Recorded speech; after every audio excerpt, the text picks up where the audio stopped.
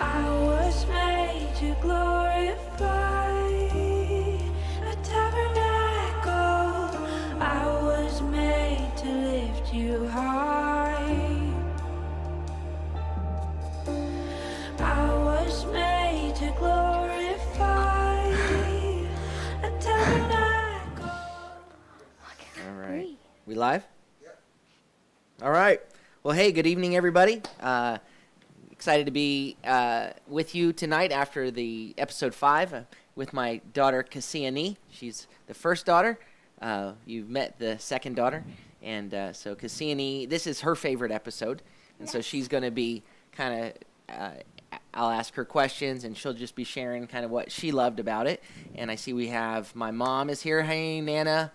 Say hey, Hi, Nana. Nana. All right. And Debbie, Madari, and Amy, and Ron, and Kelly so far. So as you get on, just go ahead and, hey, Kathleen, and just go ahead and just mention that you're here. Hopefully I'll see it and say something. We'll want to acknowledge everyone. If somehow I miss it, then please forgive me. Don't take it personally. I'm not trying to ignore anyone. So tonight's episode is the miracle at Cana, is the miracle of the turning water into wine. And so what makes this your favorite episode? I love Jesus in this episode. Yeah? I love his sense of humor, and I love how he is with the disciples, and I love the disciples too. So which parts? Like when they're talking about Andrew's 4 left feet. Yeah. So And it's like the end, but he's like, well, we have to see that, and then. yeah, he moves from something. I like how in the conversation, right? Like, he actually says to Simon. Simon says, "I'll go with you anywhere." Boy, fish and now the wine. What are you gonna do? Oh yeah, and then I'll go with you anywhere. he's like, but it seems to me that we have a problem. But he starts with this serious moment where he goes, I'll do anything for you. And he's like, I hope so, Simon. And he's serious there. And he's alluding to something very serious there because you have later where Simon denies Yeshua. But then he quickly moves to that. He goes, but first we have a problem, something we have to figure out. I know, I love that. And the question about Andrew's feet. And then when they're all dancing, I love that part. Right, I identify with Andrew on a number of levels, and I identify with Thomas. Talking with your mouth full, that's one of them. Thank you.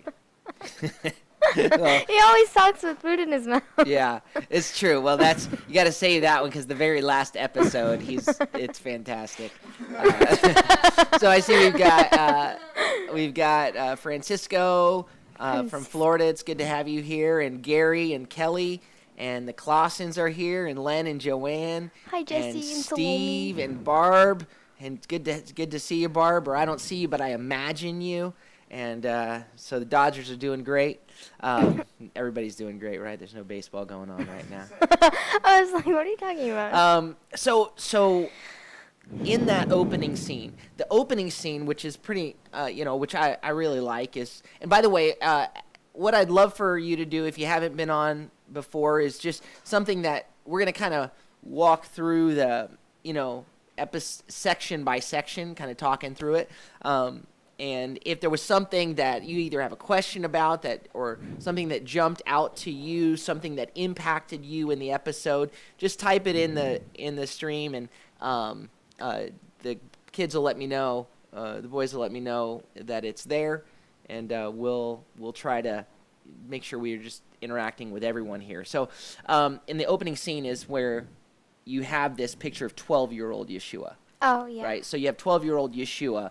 And so what did you, how did that hit you, the whole feeling between, seeing him with his mom and his dad? Because this is where you do get a glimpse of Joseph as well. Yeah, honestly, that the him always being at the temple and not going in the caravan, being gone for 3 days, I never really understand that because they say that Yeshua or Jesus has never sinned. Right. But that seems to me like he's disobeying his parents. Right. By not going in the caravan. Okay, well, we're getting into theological questions here. No, that's fine. I'm always but, confused. Well, if you look at it's not that the sense is he didn't intentionally disobey them, but that they when the caravan was going, because the question always is, well, how in the world could they have been gone for 3 days and not notice that he's missing, right? So they kind of answer that by saying he was supposed to be in the caravan. You were supposed to be with Uncle Abijah, or is what they say here, to give the realization that in this caravan returning from the temple, they would have been caravanning back north to Galilee, and so, and they would have back from Galilee. And so they would have been all going together. So there would have been a large group. There's safety in groups. And so within the caravan, but so it's not a point of disobedience, but you do see the humanity of Yeshua. And I think the thing that I made this connection, I don't know but at the beginning there's this frantic look. Mary is like, she's frantic. She's a mama looking for her boy. Yeah, I always imagine that part. I'm like, man, it must be scary. Mm-hmm. Did you notice there's this, like, these bookends between the beginning and the end? So at the beginning, she's frantically looking for him, right? But at the end, after the miracle... Oh, she's looking for him. There's this looking through the crowd, yeah? Yeah. And so there's that still, like, where is he, where is he? And then she catches, she sets eyes on him and says, thank you. And that I love that part where he looks at her and nods in, let's see here. All right. Oh, the Fultons are here. And, hey, Jesse, how you doing, buddy? Jesse's here. The Caldwells are here. Jeff and Deb. Forrest Fields is here. Good to have you here this evening. All right.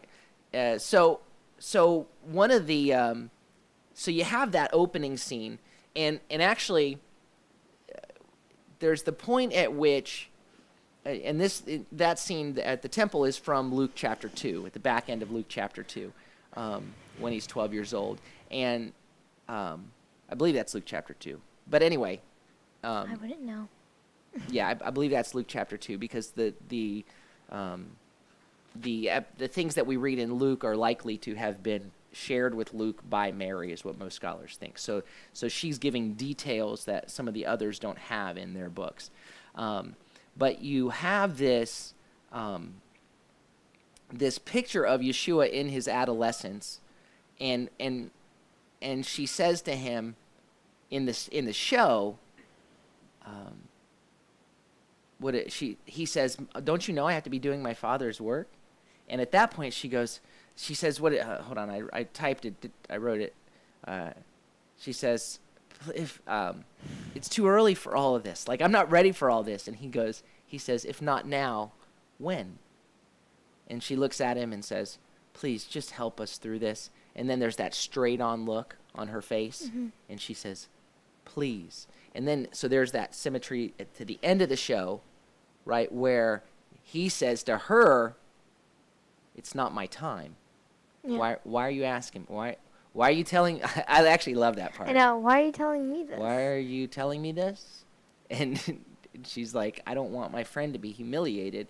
And he's like, and actually that picture of Yeshua's relationship with his mother is a really important picture.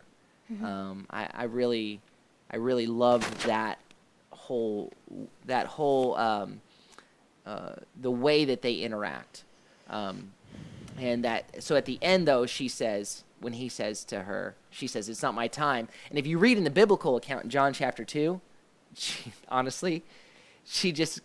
says, "Mother, it's not my time yet." And she looks at the servants and she says, "You just do whatever he says."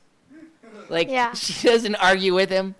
She's mama. I love that. And she says, she just do whatever he says. And he's like, and you get this very clear sense of sort of like a Jewish mother at that point being like, just do whatever he says. I know whenever Rivka talks about that scene, she really brings that out in a really cool way.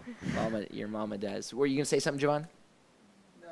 I just like that. That makes me laugh as well, for the same. Yeah, it's reasons. really okay. Hey, Sonia, it's good to see you here. And so then we get to the point, and then it goes to the point of Nicodemus and John, right? And now this particular Creepy imprisonment John. of John is an artistic rendering, because John's imprisonment later, this imprisonment is not because of Herod.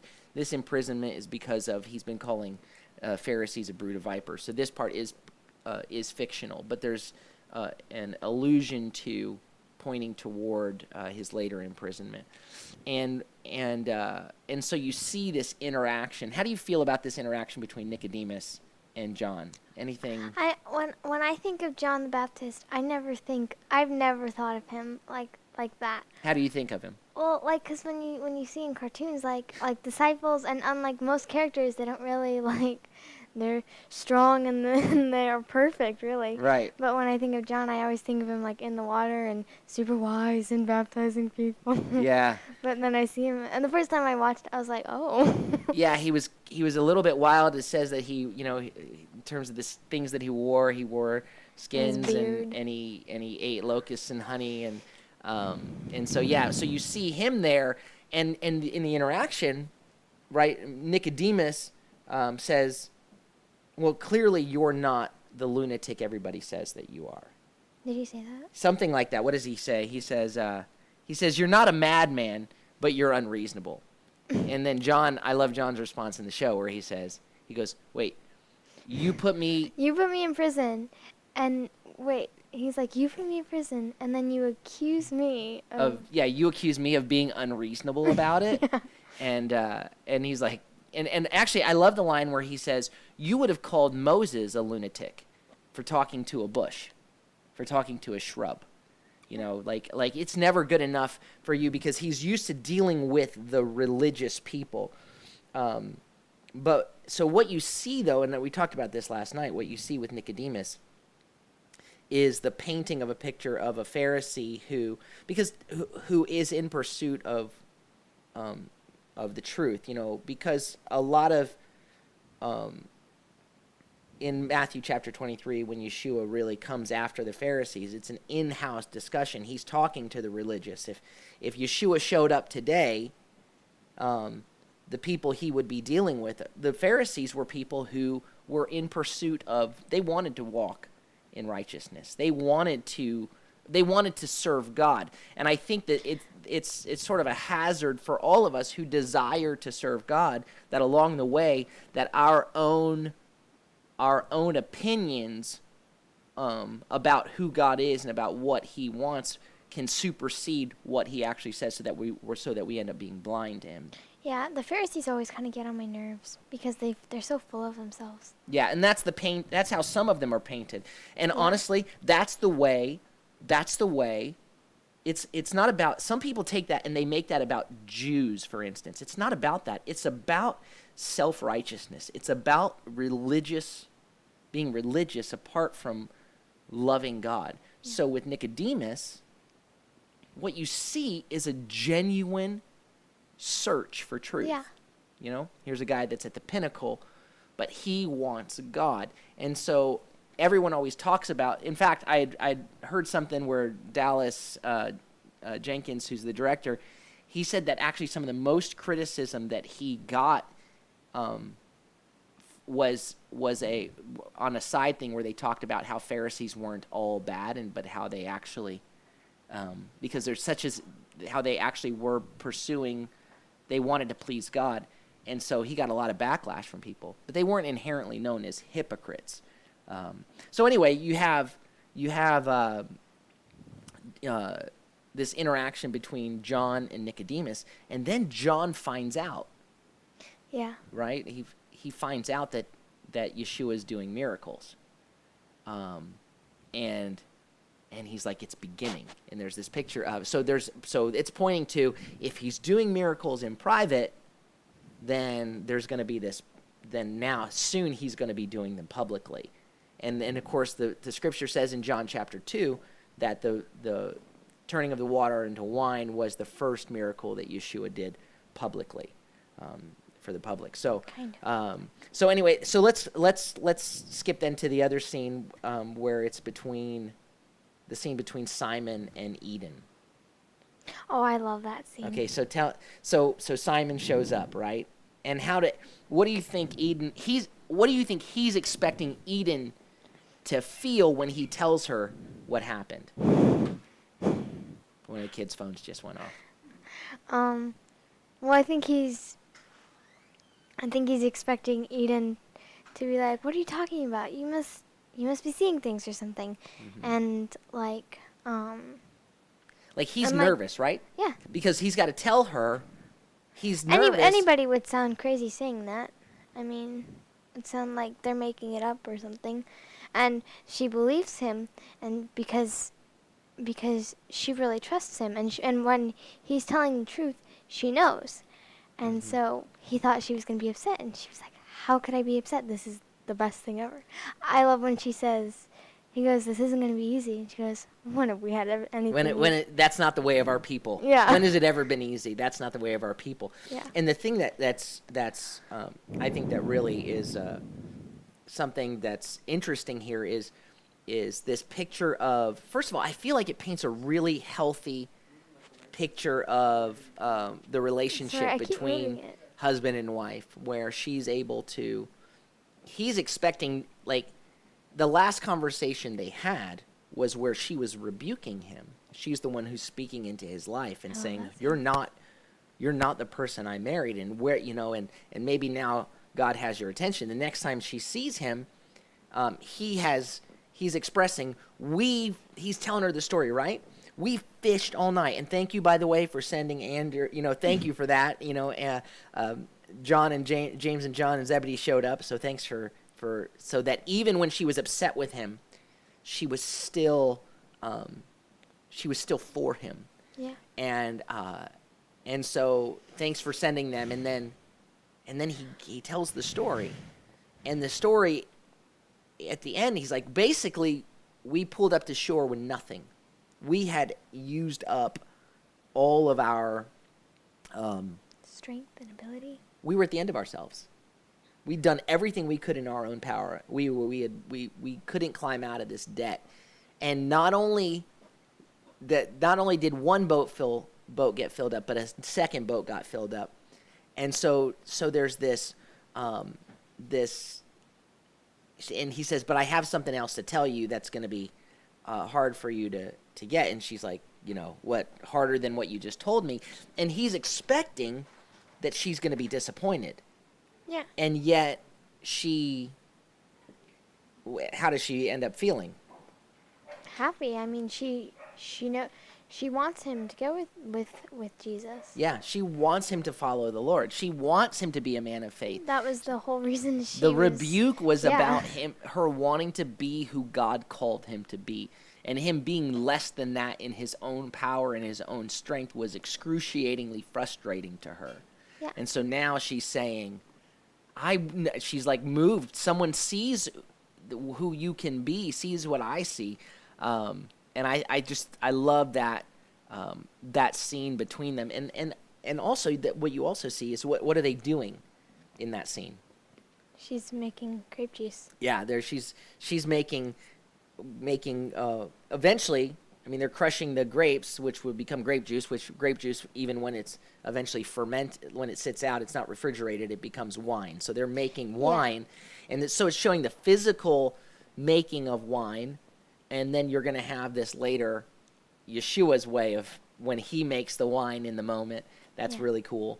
And then there's also, it may just be coincidence because it's just showing you how people had to wash their feet. But before Peter gets in to the grapes, he's got to wash his feet, right? And so later, we all know that later Yeshua washes Peter's feet, and Peter's like, no, I'm not going to let you do that. So you sort of have this picture. Let me see here. Kelly says, I enjoyed that Jesus was working on a latrine when he met one of his disciples, meeting us in real life. The stories they told around the table of how they met. And then also, yeah, Kelly, Warrior Maiden, says Simon and Eden's scene, just wow, how she handled herself well. And again, John Caldwell, I liked how Eden, as Simon's wife, can clearly see his heart just as Yeshua did, a testimony of how our wives connect and see our heart and our spirit. And it's such a great scene. But back to what Kelly was talking about, that this idea of Yeshua working on a latrine. Yeah. Yeah, and so that's not what you would expect, right? No. And Which makes it funny. Yeah, like he's like, well, he was doing something less than, it's something I wouldn't say. Actually, I love that. Right? I love it. He's like, I can't say it in front of a woman. And what is She goes. Mary says, She goes, I have seen and heard things that would turn your blood to ice. yeah, and then Simon's like, a latrine? Wait, ice? It's such a great, like, wait a second, who are you? And in that conversation, there's this, Simon says, look, I don't even know why I'm here. Normally, students pick their teacher. They go after their teacher. Doesn't the teacher pick the student? I don't even know why I'm here. I'm not even a student, a scholar, or anything like that. And they're like, none of us are. He isn't. And so he's all of a sudden they're realizing he's outside of their expectations. And so Simon says basically, because Simon, remember now, or not Simon, Andrew was a follower of John the Baptist. Andrew was a disciple of John the Baptist. So you get this picture of Andrew as someone who is running after God, who's been waiting for the Messiah, that he's the steadier of the two brothers, right? And so, but he also then has expectations, potentially. So right, when they set off to the journey, remember when they set off on the journey? And he's really nervous. He's nervous. Am I going to be able to do this right? How do I hold my knapsack? And there's this picture of, am I going to be able to do it right? And Simon's, none of us know how to do this. And so Yeshua's going to blow away the expectations of what Messiah should look like. He's and here this idea of him making a latrine is really I think it's fantastic that they did that. I like. Oh, did you mention the part where what he was doing? Are you on the mic? So I like that when they're talking about that, what Yeshua was actually doing is he was building a ramp for the elderly and the crippled to be able to get up there without having to go up the steep stairs. And then that's when Simon says, why didn't he just heal them? Right. And it's like, well, there's time and yet. place. But even though he didn't heal them, he was part of what he was doing was building that ramp for the people who had those kinds of struggles. Right. And there's actually, and what they're picturing in this series, and it may I don't know if this blows people's theology away or what, but that you see times like in that first Shabbat dinner in the episode a couple of nights ago. Right, that one of the people sitting at the table is blind, and at that table he doesn't heal her blindness right then. He may later. We just don't know. But what we do know is that Yeshua. Okay, so did every sick person that walked past him, that he walked past, did he heal? Well, you read in the book of Acts when Peter and John were on their way to the temple, and there was a lame man that had been sitting there, and he had been there for decades. Every day for decades. It's not as though Yeshua had never passed that way. It's not as though Yeshua had never seen that lame man, and yet Yeshua didn't heal him in that time. His miracle came later at another time when Peter and John were there. And so God doesn't always do it in our timing. We can bring our request before him, but he'll give us what we need, not always what we desire. And sometimes, and I think often, I think there are a couple of reasons. I think on some level, I think our level of faith, not to say that we can, it's not to say that if we have faith, we will be healed, but it is less, but if we don't have faith, the likeliness of being healed, I think, goes down. Right. The Lord wants us to trust him. But also, even when we're not healed and people are not healed, there might be greater purposes that God can bring about it than he would have if you had been healed. Like you have to know that like he has a reason, a purpose for everything. Right. So We even trust if- in his even timing. if it's inconvenient for us. Right. So then there's this. Let me see here. I've got the. I also like how they dealt with the two Jameses. Oh, I love that part. Yeah. So because we always read about it in the. I didn't actually know there were two Jameses. Yeah, there's James, son of Zebedee, and James, son of Alphaeus. We don't really know much about James, son of Alphaeus, but so I like where Yeshua goes. So we've got this is going to get, I forget how he says confusing. it. Confusing. We've got two James, but I also like, what he calls. He says, "We'll call you Big James," And then young James. and then he says, "Young James." And that's the part I love. I love that he didn't say small James or little James. I love that he said young James because young is a positive thing. Calling someone small or little is generally not. And so I like that I know that's imagined. James the less. Yeah, in tradition that's how they're known because he was one of the three. Hey, Dory. Hey, you guys, and Rodney. Hopefully Rodney's there. And they said, hello, Rabbi, and offspring. Hello, offspring, and offspring. So, and then, the part, when Mary shows up at the wedding, and you see her interacting with her friend. There's a beauty and a strength to Mary's character, don't you think? Mm-hmm. And I like Mary. And do you have any ideas about at the wedding, different things that kind of jumped out at you?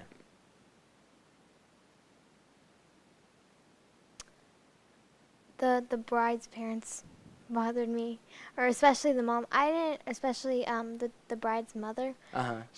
I didn't like her very much. But her father, I actually really liked him. Well, but what you see there is she's trying to make sure he's normally the critical one. Yeah. And she's trying to make sure everything's right for him. Yeah. And so she's like, the chuppah is slanted, it's a crooked. And he's like, I didn't notice, but he does tend to be like, is everything here? And, Yeah.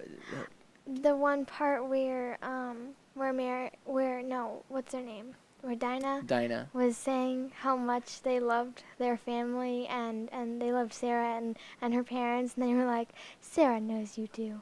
Yeah. It was just like, oh. It's kind of condescending. Yeah. Well, but you see, I love you see Mary showing up in the way she's working and she's serving and you know that the person that the Lord chose to be the Father, God chose to be the mother of the Messiah, was an incredible person. Mm-hmm. And even, by the way, if you go back to the opening scene, as the camera kind of goes away, Joseph says something like, what are we going to do to deal, sort of like to make sure he never does this again. Maybe I'll have him like massage your bunions. There's this idea of them correcting Yeshua in a training way. And so and the thing is, it says in Luke chapter 2, it says, and Yeshua grew in wisdom and in stature.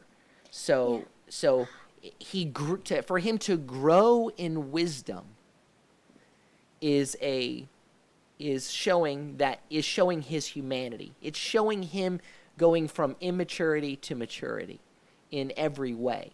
And I think that's important for us to recognize that even though he had understanding, so that to the point where he could teach people at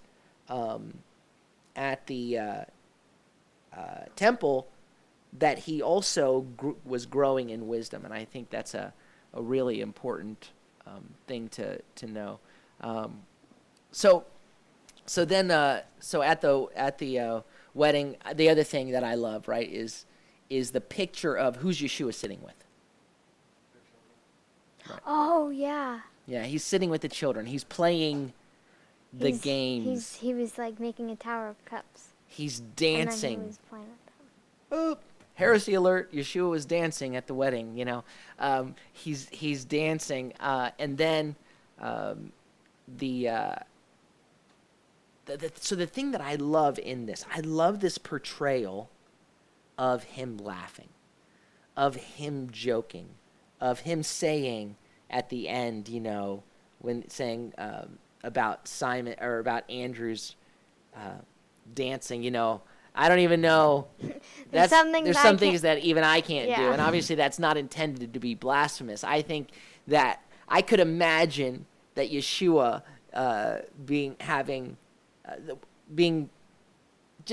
having humor like that. I think we can imagine that. I mean, when you read actually when Yeshua talks about the speck in your eye and the log in your eye, it's a comical picture. Here, I want to read what Kelly says here. She says, when Simon and Eden were at the wine press, I was charmed by them, but I couldn't help but imagine the both of them meeting Yeshua on the road out of Rome, and Simon says, "Where are you going?" And they both end up being martyred together. I can only imagine how they grew together through their walk with the Lord. They literally take up their cross and follow him. Right? And by the way, that's one of the things that we were, even when we've been in the I've been in the epistles of Peter and First Peter, and there's two parts where Peter is talking about these difficulties and the fiery trial that you're facing, and he says, it says, "To this you were called," and the idea there, to this you were summoned, to this you were invited, and to that point when he said, "Follow me," if anyone would come after me, he must deny himself, take up his cross, and follow me. So there's okay. So let's get to the big scene, right? Let's because there really is so much there. Hey, Sonia Naum, say hi. It's good to see Hi. you. Hope you guys are feeling well. And so the scene between Yeshua and Thomas is really I didn't actually know that there was a disciple named Thomas until Uh-oh. I watched this. okay. So that's. Not today, last Yeah, time. that's now I feel like a failure. So Thomas is known as he's the one that doubted that after Yeshua rose, that the other disciples had seen him, and then they were telling Thomas, "We've seen him," and Thomas said, "I won't believe it until I can put my fingers through the holes in his hands and in his side." And so people call him Doubting Thomas. And so you see that picture. So this is Thomas. And this part is imagined that because we don't know when Thomas was called. We don't know how he was called. We just know that he became one of the disciples.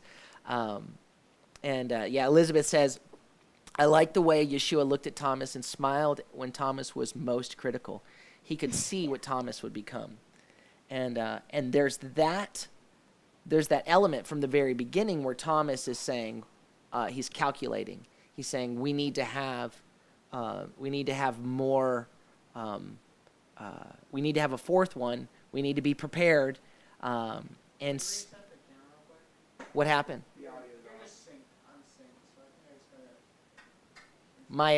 The audio is unsynced. So how do you reset that? Okay, the picture's going to go out for just a second. Is that right? All right.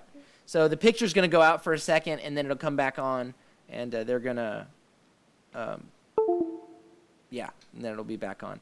So I love this part where the dialogue goes like this. Yeshua says, I love it actually. I so identify with this. Where Yeshua says, "Fill these jars with water." And Thomas says, It's like, "I'm not sure you heard her clearly." And then Yeshua says, "You're a very responsible person, Thomas." And Thomas replies, "We're in a crisis. I heard you have a solution." Like, what? Why are you to fill that with water? Did you not hear? We don't need water. We need wine. And in that moment, Yeshua looks at him, and he says, "It's good that you ask questions. It's good that you ask questions." But and he says, Yeshua says, fill them to the brim. And Thomas says, "Why? From the directions you provided, I see no logical solution to the problem." yeah. Right? So that's where this, and so what I love about this, what I love about that interaction is that we read the story of Yeshua turning the water into wine. We read the story where Mary says, do whatever he tells you to do. And he looks at the servants and says, fill the jars with water. And, the servants were real people. And you have to think that they've got to be going, what? Okay. Like somebody has to go, how does that fix this? Yeah. And we come to the Lord with, here, I need you to provide for my need. And we say, here's how I want you to do it. And he gives us sometimes a solution that's like, his solution at first seems like, I don't think you understand what I asked for, Lord. This is quite the opposite of what I didn't ask for more water. I asked for wine. And he says, from the directions you provided, I see no logical solution to the problem. And here's the line. He says, it's going to be like that sometimes, Thomas. And he calls him by name, which is really cool because Thomas is like, what'd you say? And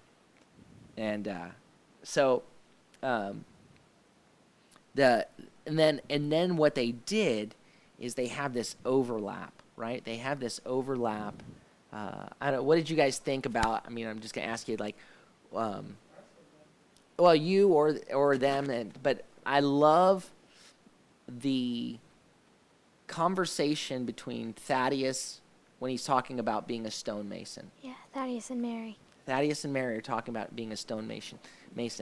And so that conversation overlaps the miracle. Yeah.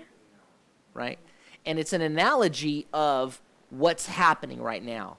That now this is Yeshua's first public miracle. And it's like when you first put the first chip in the stone. The thing that he said, he says, masonry isn't hard, it's more final. If the smith wants to change something, he only has to put it in the fire to soften it, to reshape its designs. But for a mason, once you make that first cut into the stone, it can't be undone. So it's basically saying once he does this miracle, it can't be undone.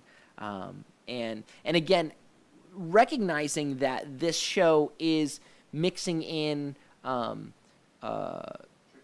history, it's missing cultural history, and then there's some artistic imagination, and then scriptural stuff. Chronology is not always perfectly on, so some people could argue that, well, why did the miracle of the fish happen?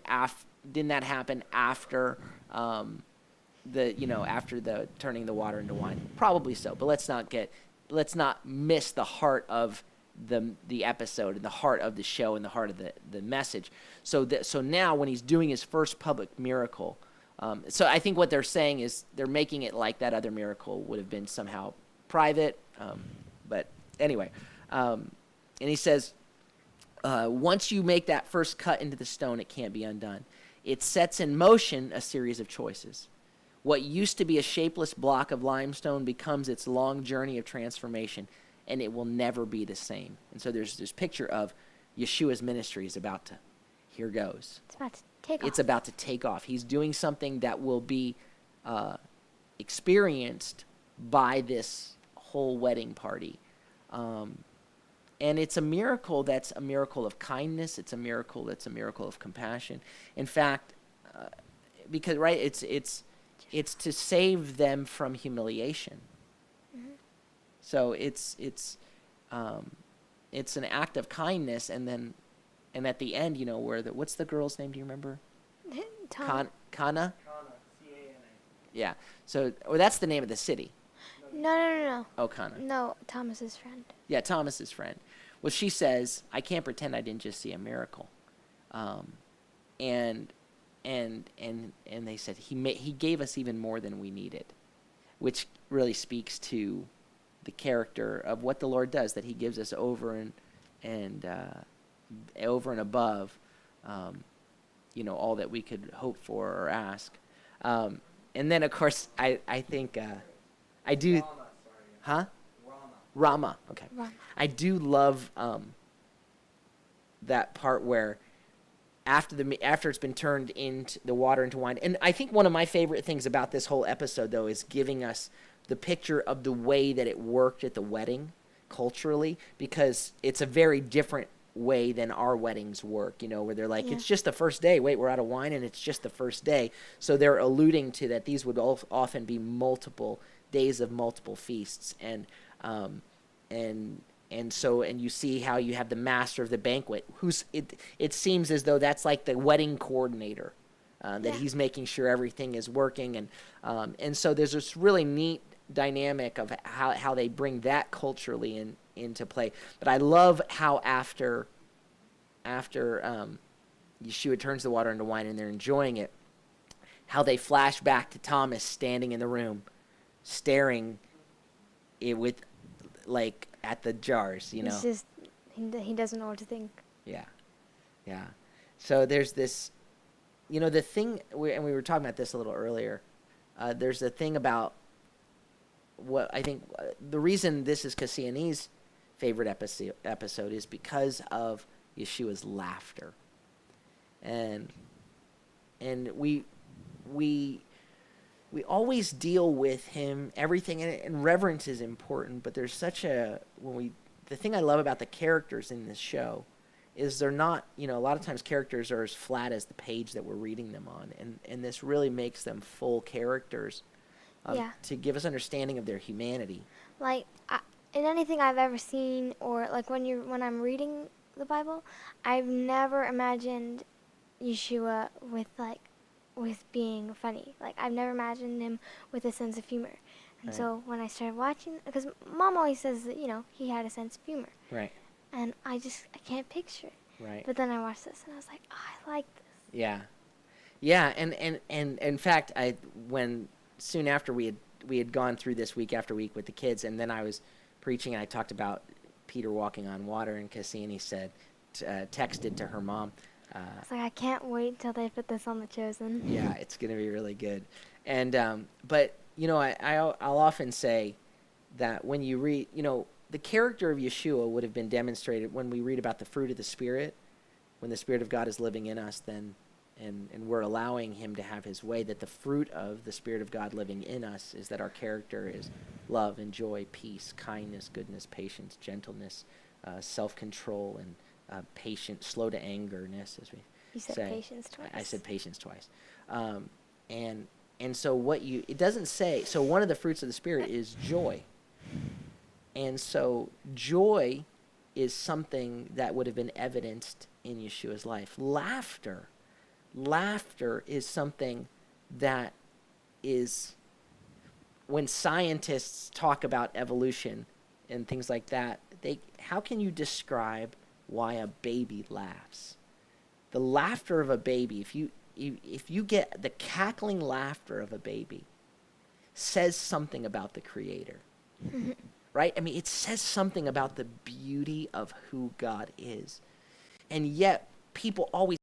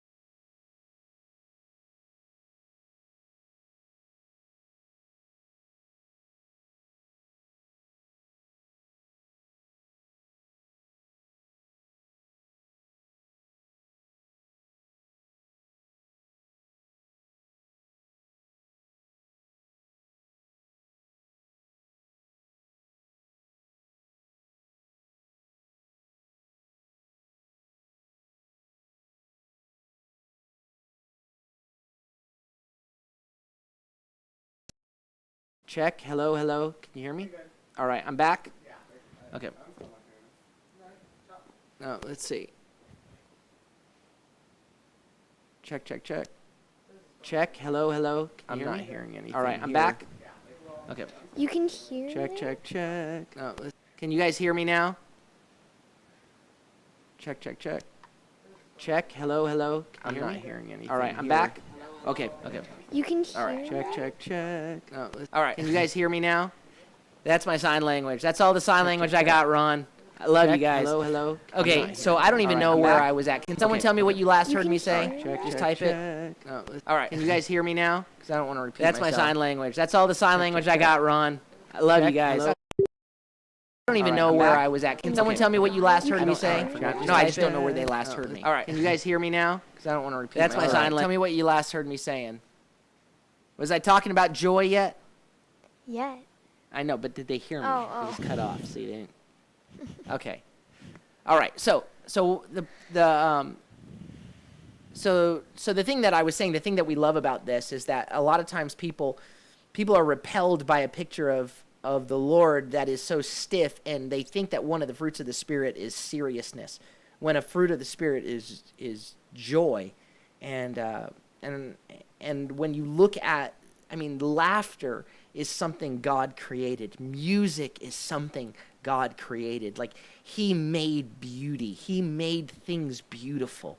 That says something, that the heavens declare, Psalm 19, the heavens declare the glory of God. And so one of the reasons my daughter loves this episode so much is seeing Yeshua laugh, and seeing the Son of God, Emmanuel, God with us, God made flesh, laugh. I was talking about a baby's cackle. Thank you. Okay, you heard that, warrior maiden. I'm going to call you that from now on, to Kelly. Hello, warrior maiden. And I'll say it like that. But that he made laughter. It's not simply something that is, what's the word I'm looking for? Utilitarian. Like you just, yeah, that's the word you were thinking too, right? It's something that is a gracious gift. It's part of what makes life beautiful, laughter and music, and so to see him laugh and joke and not always be like, I can show you the way. and I think the reason a lot of the world is repelled by the picture of Yeshua they get is because it's been painted in this, as you know, by people coming to them and smacking their hands and God is angry with you, rather than seeing that he's overflowing in kindness, that he's overflowing in chesed, in love, in joy, that his character he's overflowing in truth, and that his heart is toward us. And so is to bless and that even when he brings discipline, it's to bring restoration.